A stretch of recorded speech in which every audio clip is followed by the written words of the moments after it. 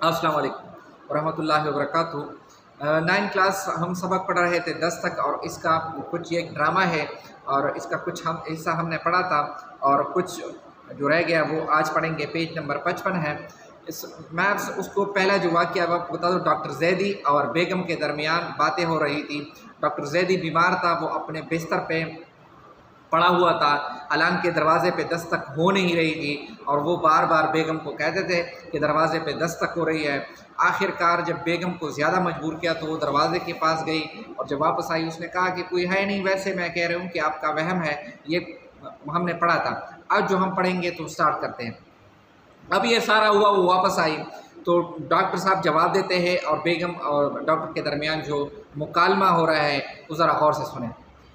बेगम तुमने दरवाज़ा खोला था, सॉरी जैदी कह रहे, बेगम तुमने दरवाज़ा खोला था। बेगम ज़रा गुस्से से, तो क्या दरवाज़े खोले बग़ैर सी कह रही हूँ?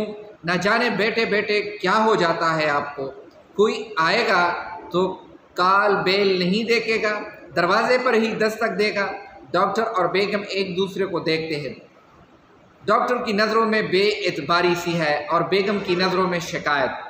जैदी मगर ये दस्तक।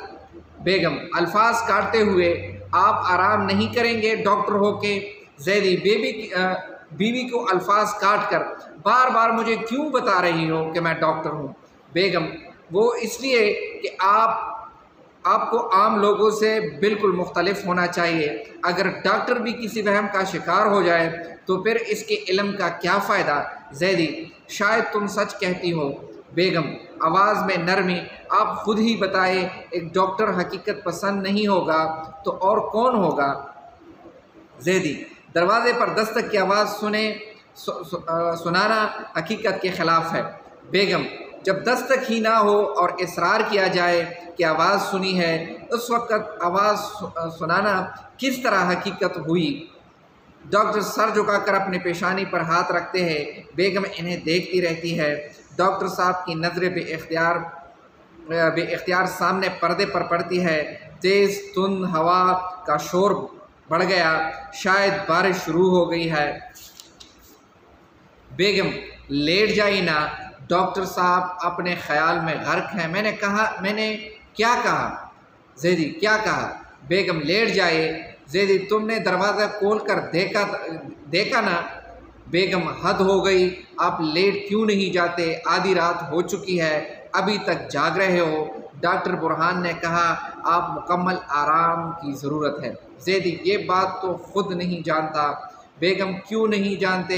जानते हैं, खूब जानते हैं। डॉक्टर बुरहान ने कहा था मैं ख़ुद आकर दवा पिलाऊंगा, याद है? सुबह आएगा। जैदी अच्छा लड़का है। बेगम मैंने इतना ज़िम्मेदार और फरशनास नौजवान आज तक नहीं देखा।